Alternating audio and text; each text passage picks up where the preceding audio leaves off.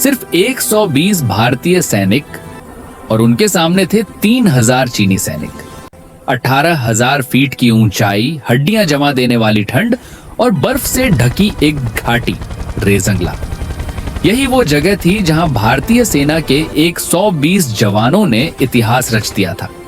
एक ऐसा इतिहास जिसे सुनकर आज भी हर हिंदुस्तानी का सीना गर्व से चौड़ा हो जाता है। ये कहानी है 120 बहादुरों की, जो झुके नहीं, जो पीछे नहीं हटे और जिन्होंने भारत मां की रक्षा के लिए अपना सब कुछ कुर्बान कर दिया। साल था 1962। भारत और चीन के बीच सीमा को लेकर तनाव बढ़ चुका था। लद्दाख की बर्फीली चोटियों पर भारतीय जवान दिन रात चौकसी कर रहे थे। हर दिन ठंड बढ़ती जा रही थी, लेकिन हौसले गर्म थे। इन्हीं पहाड़ों के बीच था रेजंगला, एक छोटी सी घाटी, लेकिन रणनीतिक रूप से बेहद महत्वपूर्ण। अगर ये जगह हाथ से निकल जाती तो चीन सीधे ले एयरबेस तक पहुंच सकता था। रेजांगला की रक्षा की जिम्मेदारी दी गई थी 13 कुमाऊं रेजिमेंट को।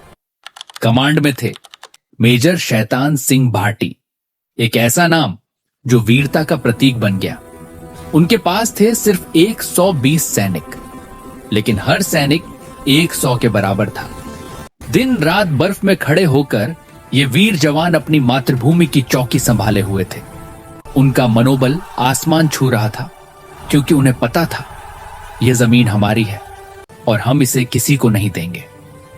नवंबर की एक रात, बर्फीली हवा चल रही थी। तापमान -18 डिग्री तक गिर चुका था। चारों तरफ धुंध थी और हर जवान अपने मोर्चे पर सतर्क खड़ा था। मेजर शैतान सिंह ने रेडियो पर कहा, सावधान रहना, दुश्मन कभी भी हमला कर सकता है।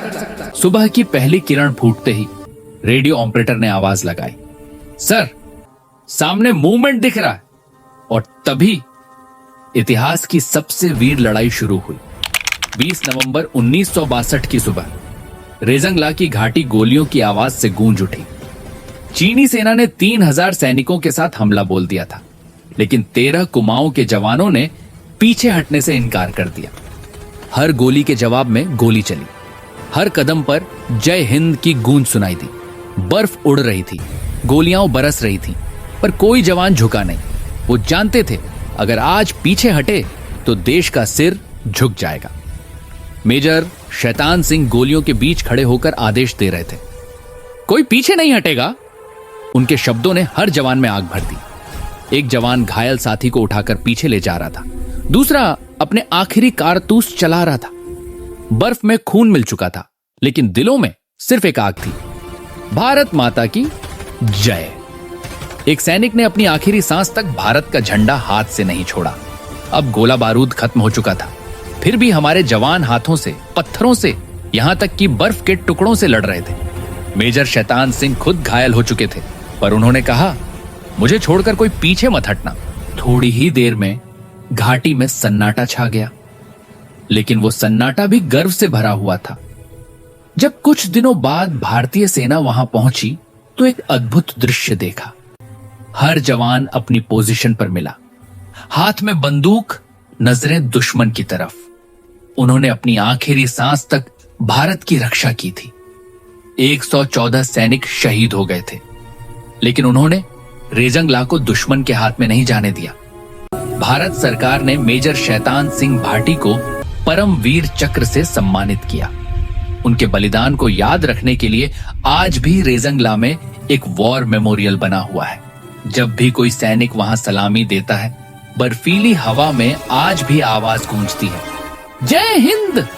ये लड़ाई भले ही एक छोटी सी घाटी में हुई थी, लेकिन इसकी गूंज पूरे विश्व ने सुनी थी।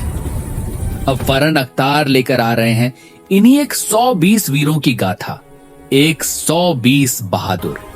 इस फिल्म में दिखाया जाएगा वो जज्बा जो शब्दों में बयान नहीं किया जा सकता। हर गोली, हर सांस और हर शहीद का सपना इस फिल्म में। ये कहानी सिर्फ 120 बहादुरों की नहीं, ये कहानी है हर उस मां की जिसने अपने बेटे को देश के लिए कुर्बान किया।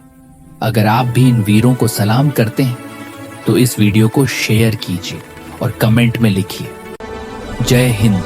भारत माता की जय, रिजंग ला अमर राहे।